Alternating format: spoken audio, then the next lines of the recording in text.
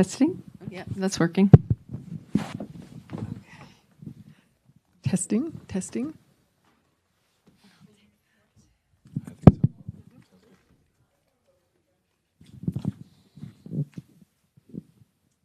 Are we ready to start?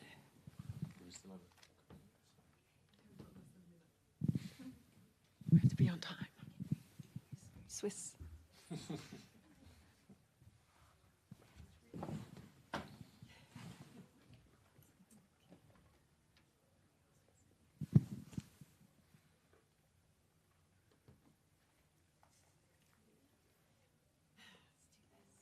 Good.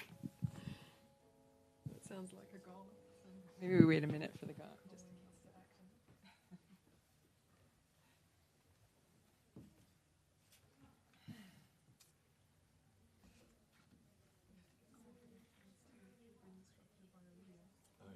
Just in case. Okay, 1 o'clock, here we are. Welcome everybody to the Climate Hub in Davos, and to those of you joining us on the live stream as well, a big welcome. Today, I'm here, I'm Libby O'Loughlin. I'm a writer, producer, publisher, and in the last few years decided it was time to put some of my skills to work for the future and co-founded a startup. And here we are today at a debate, and it's a friendly debate, and it's also an interactive debate, so I hope you have your phones at the ready. We are talking about maximising climate action. Individuals, organisations, which has the most impact? That's what we'll be discovering. So, Eric Stadig, he is here to go into bat for organisations. He is the co-founder and CEO of Loon. And Loon are a company who embed climate action help companies embed climate action into their products. And there's a vision that all companies can have a climate positive legacy. Welcome. Thank you. Renée LaPlante is arguing for the individual. She is the founder of Decarbonista and co-author of a book with the same name, with the subtitle, A Refreshing Guide to Climate Savvy Living. Welcome, Renée. Thank you, Libby. Hi, everyone. So to kick us off, we will have Eric. Thank you very much. And thanks so much for having me here at the Climate Hub. So if we look outside in the world today, things may seem a little bit grim. You might think, we have a new president in the White House in the US. We have half of Los Angeles burning. We have droughts and hunger, and list goes on.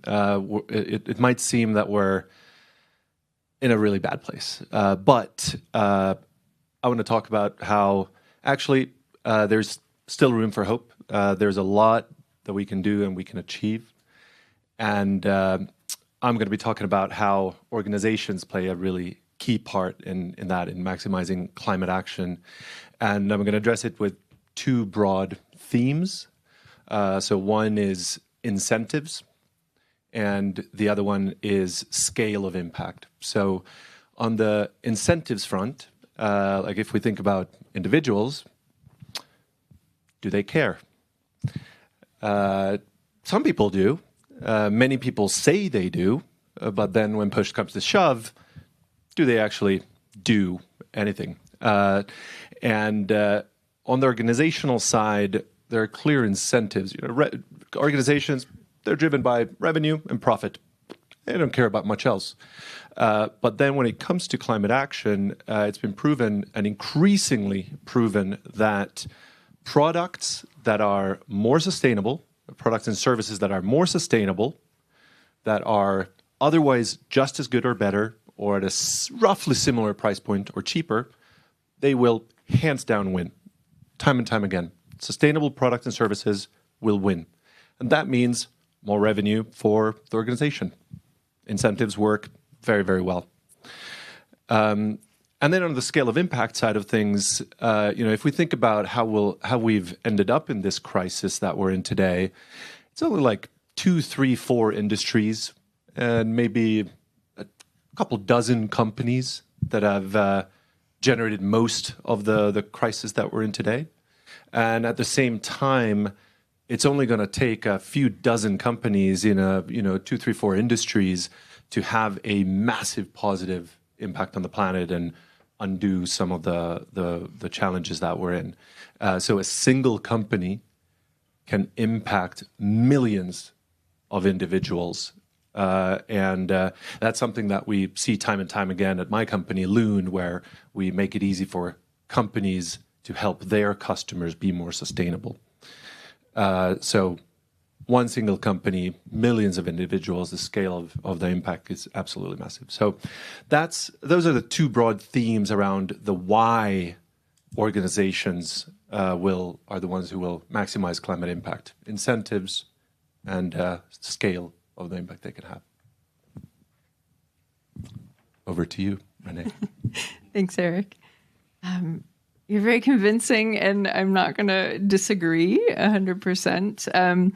I think what I have discovered, so maybe a little bit of background on me. So I used to work in a big corporate position in a very big, well-known company. And when I left, I really wanted to address and give a voice to the environment. And the key way at that point, because I wasn't working in that company, the key way that I discovered I was able to do that was through my household.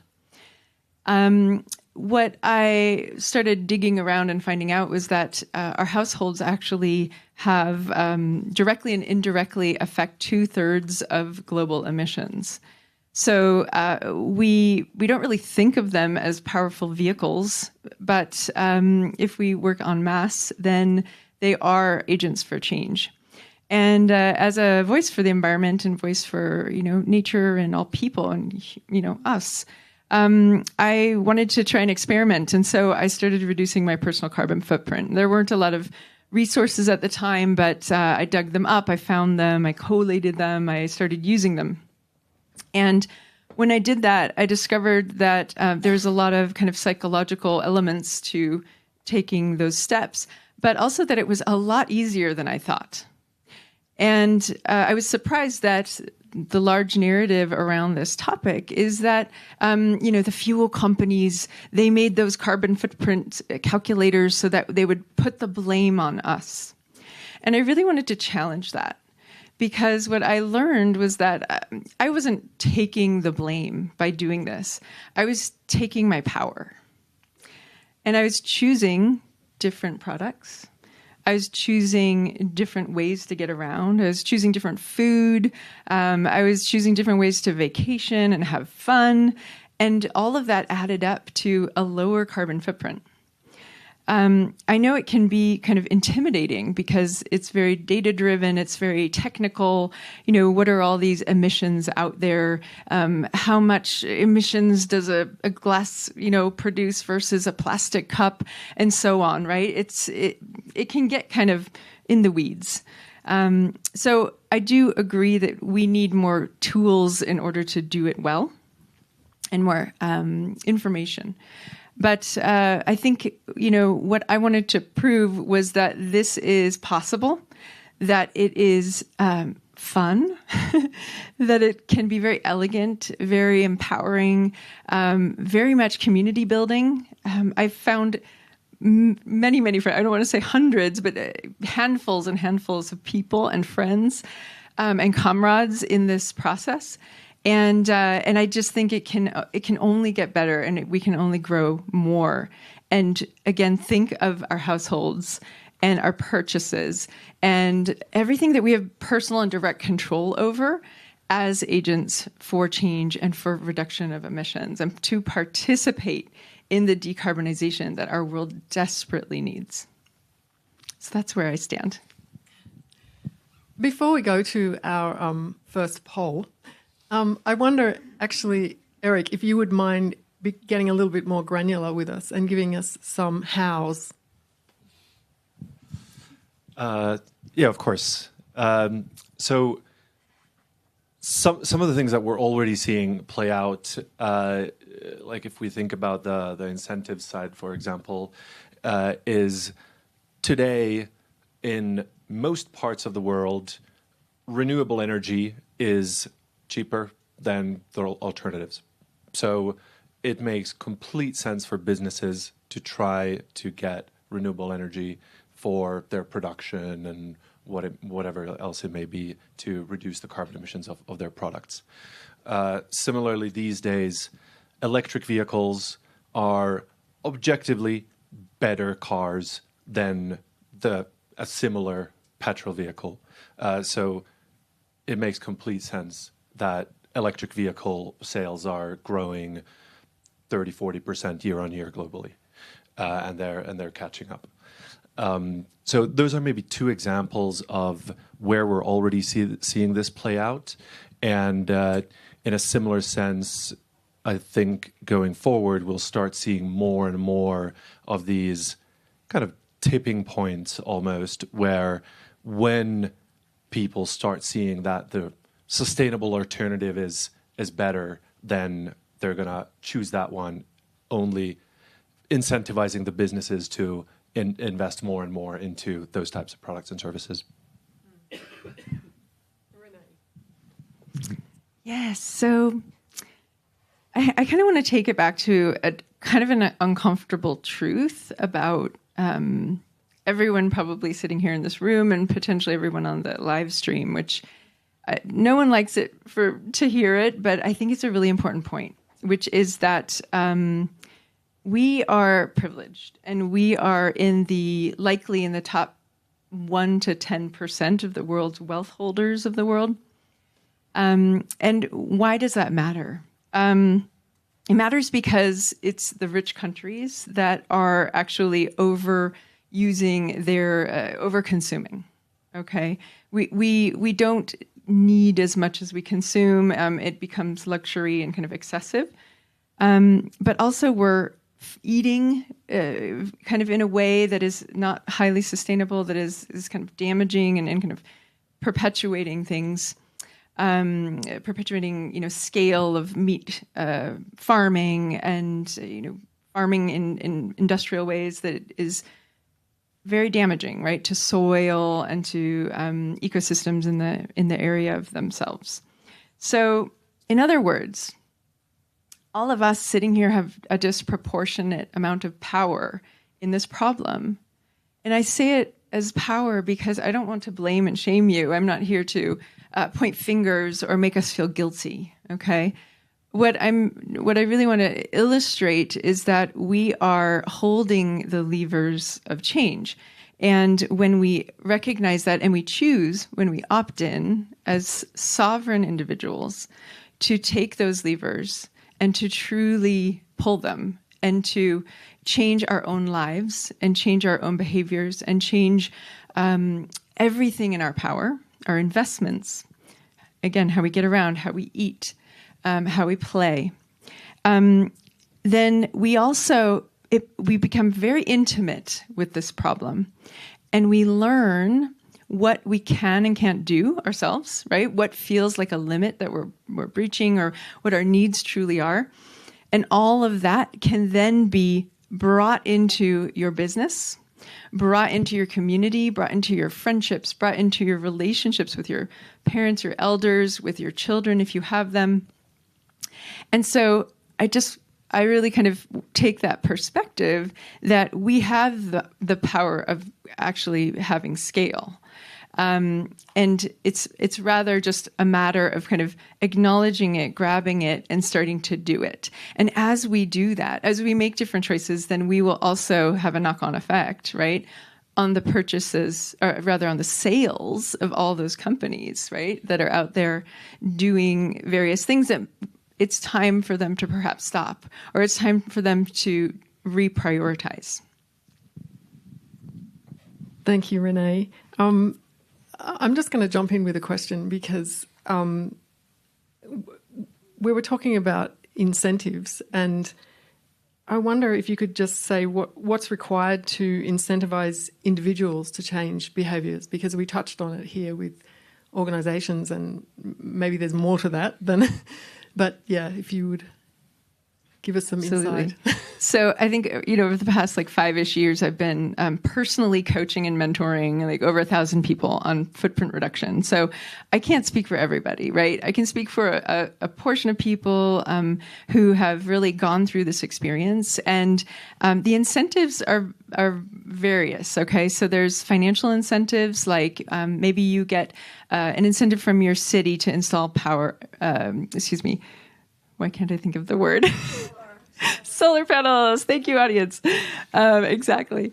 So, or to install a heat pump, right, in your house or in your apartment building. So things like that. So there's this kind of financial incentive that we really need to participate in, or kind of expect or ask of our cities and vote for in our communities, so that we can benefit from those. Okay. But there's a lot of inner incentives as well. And a lot of times what we need to kind of do as humans is to kind of pat ourselves on the back a bit more and be more compassionate with ourselves. That is where the incentives become, I'm doing this for my child, or I'm doing this for future generations, right? Where you dig deep and you find the reasons, and those reasons are every one of you has probably a different reason. I mean, maybe some of you like skiing here in the audience, right? We're in Davos with these beautiful mountains. And, or maybe you really love, a certain kind of flower or plant, or you love nature, you like hiking, or who knows. Everybody has their own motivation. So the incentives aren't necessarily always economic. They're really deeply rooted in ourselves, and it's really up to us to find them and to keep lighting that fire for ourselves, to keep ourselves going. That's how life is, right? So that's how we approach it. Footprint reduction. Maybe actually a question on something you were talking about earlier. When you talked about how you've changed your life and now the decisions you've made about how you buy, how you consume, and so on, and everyone else should or can make those decisions. Yes. But to challenge that, I feel like, companies who are selling us the stuff, they have large teams of tens or hundreds of people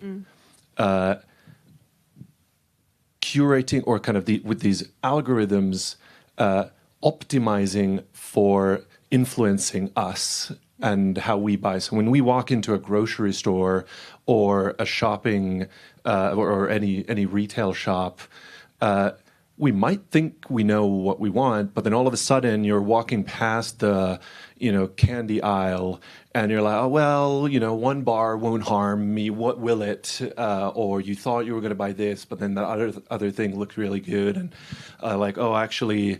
I didn't. Do I actually? Well, I'll just grab this one thing. So everything is based on years and years, hundreds or thousands of people, loads of data, just with one objective of making us buy the thing that we usually don't need.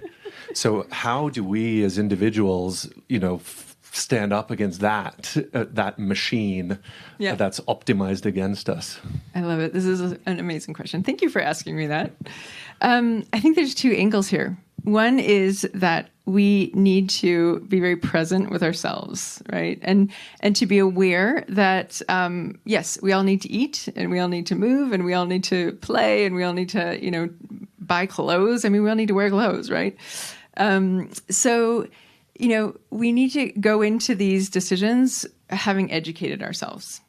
And being a part of the generation, like the recycling generation, back when I was a kid, it was all about newspaper and glass recycling and aluminum. And I kind of stopped and got stuck at that kind of education. And then, 30 years pass and voila, the world is different, right?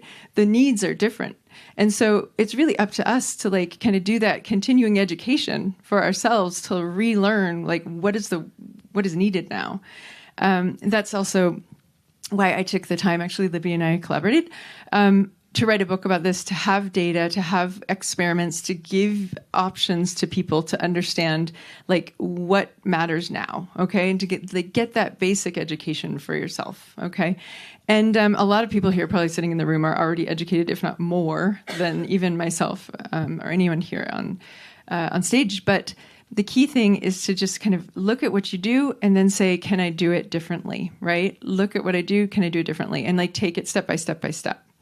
So that's the other thing, is to take it step by step and be aware. We are being marketed to. I used to work in marketing. I know all the tricks. And if you don't know the tricks, read a book about it, right?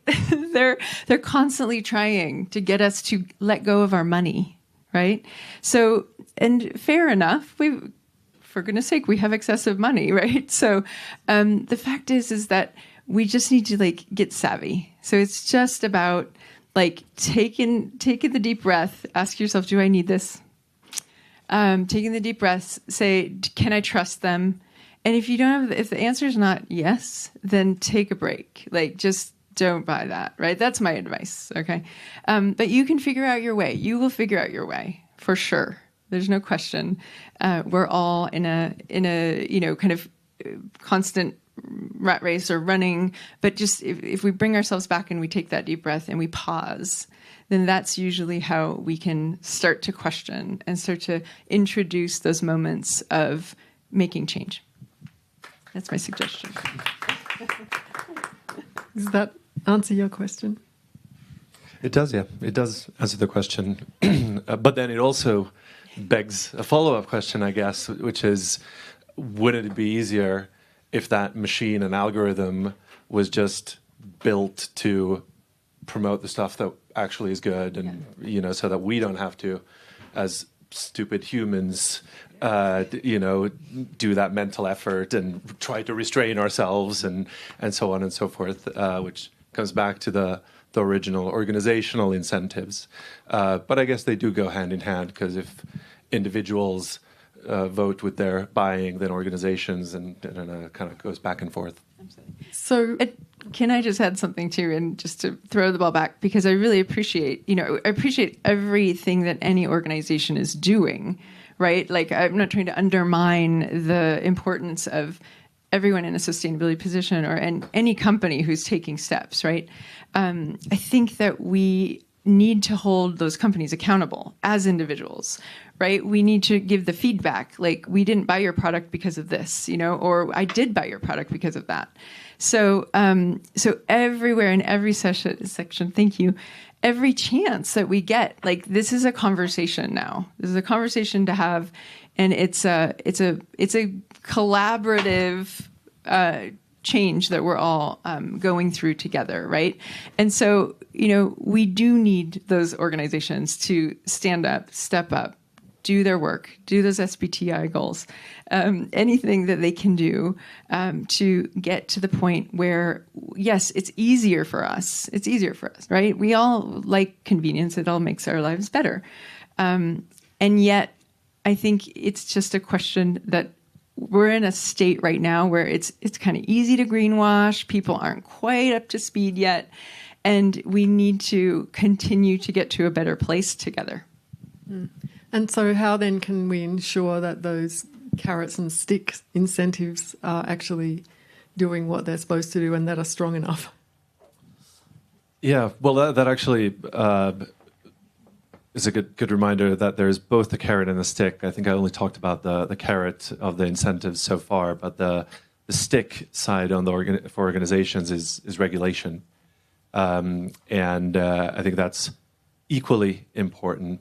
We need to have regulation that forces companies to do certain things, because just the carrot won't be enough. So that we're also seeing very clearly, especially in the EU and UK, where climate regulation has had tremendous positive impact, whether it's forcing polluting companies in certain industries to pay if they emit over a certain amount, or whether it's forcing companies to recycle a certain amount of or a certain percentage of their production or inputs or whatever else it may be, or their waste. and those being rolled out and increasing is absolutely needed. And I think most parts in the world are following EU's footsteps there. As we see now in the US, sometimes it's kind of a 2 steps forward, 1 step, or a few steps back, but hopefully the trend on the regulatory front will also continue pushing forward. Thank you both. I wonder if we could do our first interactive session. Do you have the click? Yes. Yeah. So we're inviting you to scan the QR code or join with the URL there and the number, and just reflect for yourself. And we're interested, what personal, individual and organisational levers do you control that would minimise climate emissions? Maximise, minimise. What personal, individual and organisational levers do you control? Don't overthink it. Just fire away. Yeah. Keywords. Consumption. Travel. That's really cool. I haven't seen it before.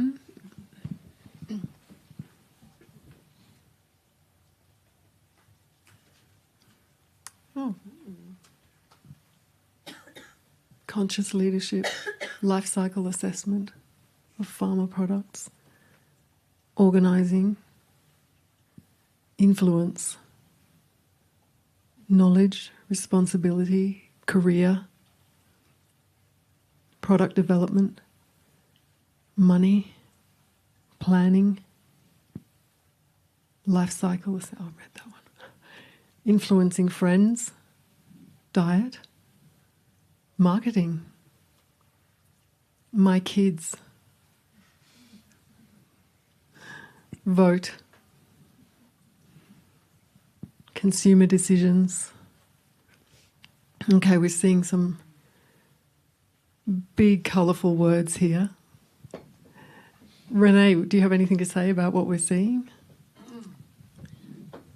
Thank you, everyone. Yeah, thank you. It's really awesome. Cool. Really good ones. I think I'm very validated.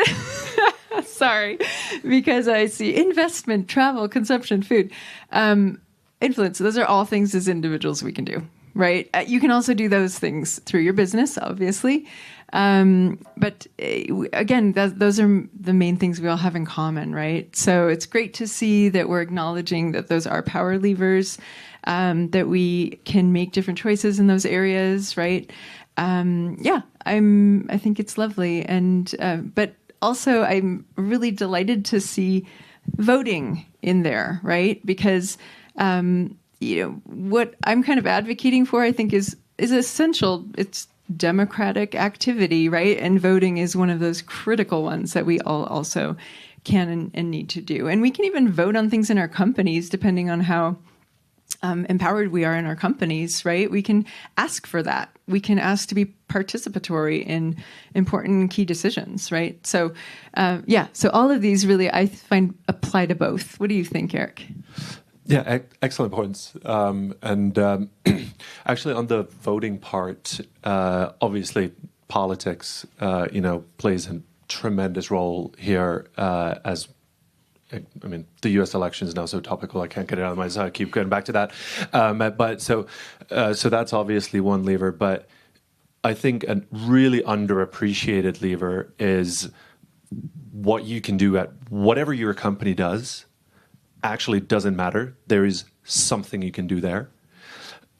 So my company, Loon, we work with several small and mid-sized companies. They're, a few hundred employees maybe. And when we started working with them, they had no people dedicated to sustainability.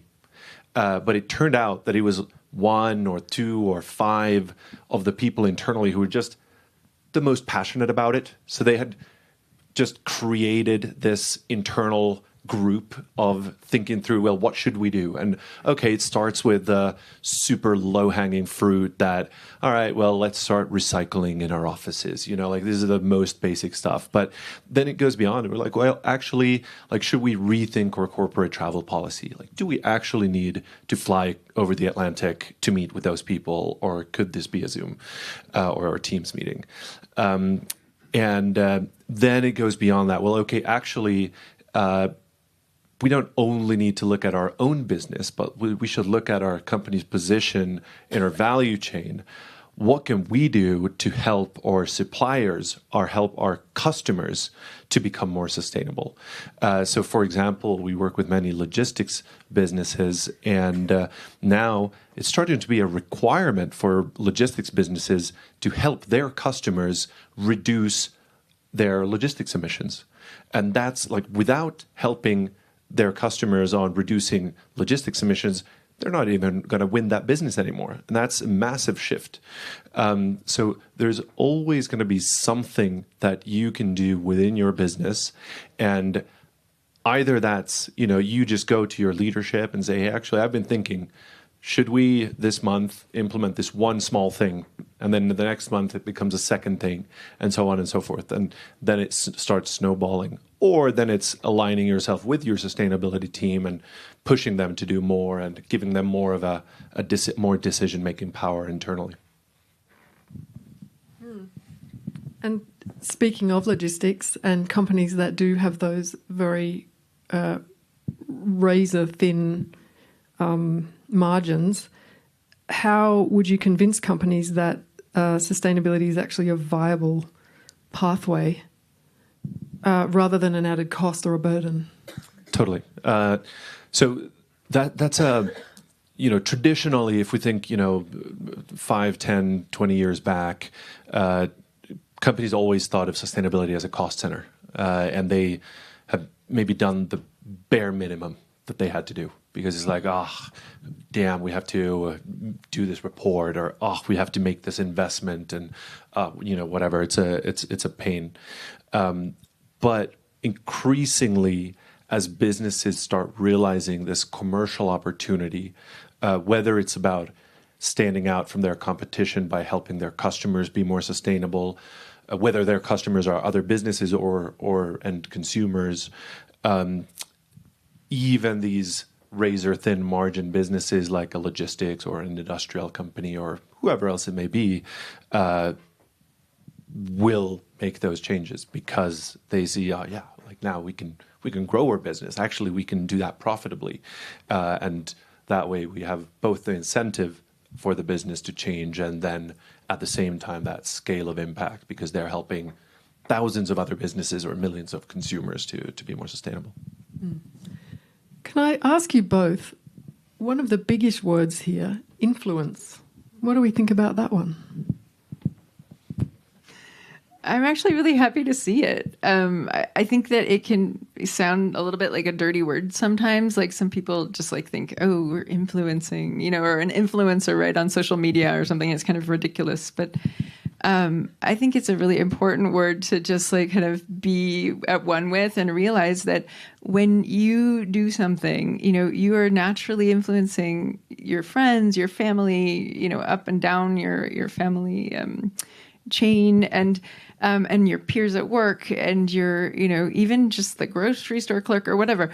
Like, we are communal people, humans, right? So I like that this is in our consciousness, and at least with this group today, because it's something that I think we should take on as a positive thing. And then from there, realize that even when we make a change, we can kind of share that with others. And when we tell stories of our experience, I mean, we've got a podcast, but I could tell you stories all day of my own experiences or other people's experiences, like when they're transitioning their food, and then how humorous it became. And then you start telling stories about that to your friends, and then they want to do it. And then you have dinner parties and you try to do it together, right?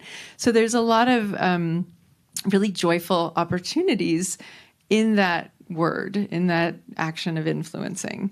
So I would advocate for us to think of it as a positive thing and realize that it's a huge opportunity. Would you like to add? Yeah, I mean, just echoing the same things. Really, I think that exact same train of thought plays a similar role in the organizational world, where, if a company sees their competitor do something, they're going to be okay, now we're going to start taking this seriously because we're just being left behind, and that we're seeing like in most industries these days. If one company starts getting more customers because they're more sustainable, then the others have to follow increasingly. Thank you. So we do have time for a couple of audience questions. There is a microphone roaming around, I believe. Is there? Oh, just off the back there. Yeah, so it's definitely true that changing our personal habits is important, if only for our own personal well-being. But it's the amount of consumption and the way that things are designed, the weight on like if I just look at the street outside or where we are, we may have taken the train or the bus or whatever else, and we might be wearing secondhand clothing. But if you just look at the facades of the buildings and the amount of neon advertising and even this little green up thing on the stage and the physical reality of how much materials have been brought into this city, just this town, by companies, completely unnecessary to change the facade. I have a GPS. You could put a little sign on the outside. Like, it's actually absurd to put so much weight. And I think that there's a huge amount of guilt that we have, like, oh my gosh, I'm wearing, whatever. The real waste is happening through companies. Why is it even possible to own a personal car? Why don't we share all our cars? Like, these are structural situations designed so that companies can make money. We don't need any advertising at all. It's a complete waste of an industry. And so we can change all the habits we want, but actually the amount that all of us consumers consume is a drop in the bucket compared to this garbage. So, how do you address that? Without making people feel guilty, oh, I'm guilty because I looked at an advertisement, like that. I think super valid points, absolutely. But I'd almost say that I don't think we will. I don't think we will decrease consumption. I think consumption will just increase, whether it's a business or a consumer or whatever.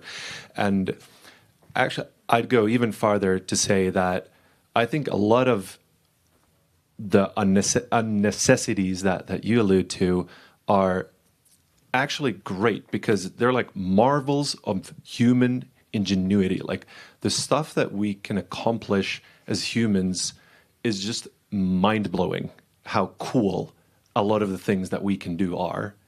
Now, the main negative about most of that stuff today is that it's destroying our planet. And that, I think, is the key crux, that we just need to drive production and then consumption to sustainable energy sources, materials, and everything else around it, so that we can consume the same incredible things that we have, just mind-blowing technologies, but do that in partnership with the planet without destroying the planet, and then just improving human and all other life on Earth while doing that. Quick response? Yeah, we're running out of time. Okay, so, yeah. How much time do we have? We're on time, right now. Okay, super. So I just want to take a moment to kind of echo what Eric said in maybe different words, but I really want to honor actually the ingenuity of humans and actually the work that has gone into just life and the beauty of what we actually see outside. The facades are, I share a similar sentiment in the sense of we don't need to reconstruct everything constantly and, every year in Davos. But on the other hand, people are doing their best. And I think it's really important that as peers to each other, we recognize that we're doing our best. We are doing what we think is right. And so really, I think this is a question of partnering and supporting each other to learn and do differently, and to do that as fast as possible. So instead of blaming, shaming, and pointing fingers or making people feel guilty, which is not my favorite thing to do, I don't do that. I was raised Catholic, so I know a lot about guilt. So I do everything possible to really come to a topic with, we are all sovereign individuals. And what's going on here? Why do we think that, printing this sign is okay, right? By the way, this is recycled. I just have to say it because I'm on the board of Green Up, so I know the behind the scenes of this. But actually, to Eric's point as well, it is a matter of shifting. So those neon signs that are lit up, those are powered by renewable energy. Okay, I live in Switzerland. I happen to know that our energy is renewable here. The food we're serving at the bar here is vegan and vegetarian. There's a lot going on behind the scenes, or rather sometimes when we're kind of forced into these, moments where we have to drive somewhere or we have to kind of do whatever the system set us up to do. Those are the moments that I think we can start to say, how would I rather like this to be? And how can I vote differently, talk to somebody? How can I start to change that system? How can we become less dependent on cars, generally speaking, right? Why did we design all those cities for cars? Well, we all know the answer to that. But now we can redesign them. We have power over, deciding how cities are planned and, introducing public transportation and so on. So it's really a moment of saying, okay, I don't like this. Now, how can I help be part of changing that? And that's where I think we all need to shift into action mode, is being educated on what needs to change and making sure that we're actually moving those systems fast. Thank you both. Just as we wrap up, we probably should just take a poll on how our debaters are doing. But this is also about you. So the question is to please raise your hand if you agree individual climate action is where you can maximise your climate action. Individual. Okay. Yep. Yes. Didn't put them down. And now organisational climate action is where you can maximise your climate action. Oh, wow. I think we're about 50-50. I'd say it's roughly 50-50, which I guess just means that we need both. What a revelation. Wow. Yeah. Bowled over. So we have a final invitation for you based on how you just voted. We're inviting you to all come up with one thing that you'll do in your own life or company on Monday. It says in the next month, but we think it's a little bit more urgent. So what would you like to do? What will you do on Monday? What's your conclusion? What's your first step? What would you like to commit to drive change? So if you just like to turn to your neighbour and tell them your dastardly plans, or you can also write it down when we go out into the foyer on one of these.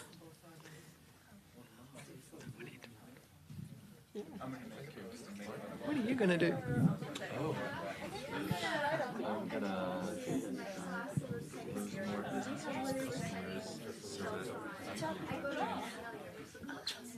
I like it.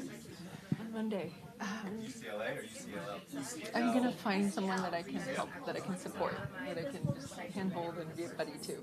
Oh, that's nice. Oh, I'm actually going to, I already do a little bit of this, but I'm going to up the ante. I'm going to take home more compost from my work because I'm in an organisation. And I quite often grab the mandarin, peels and take them to my compost because there's no collection. So that's my assumption. Thank you, everybody. If you would like to... We can continue our conversations in the foyer.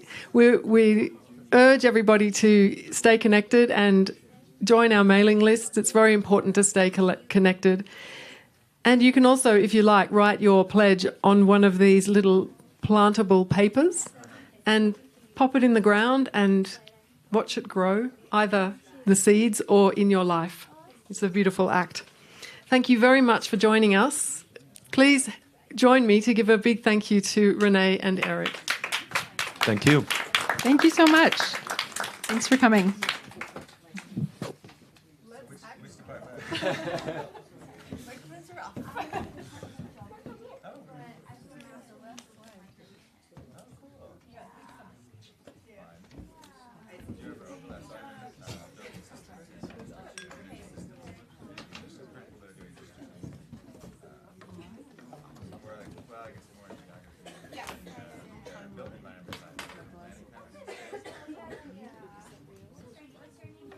Hi, Renée, come make a picture together here.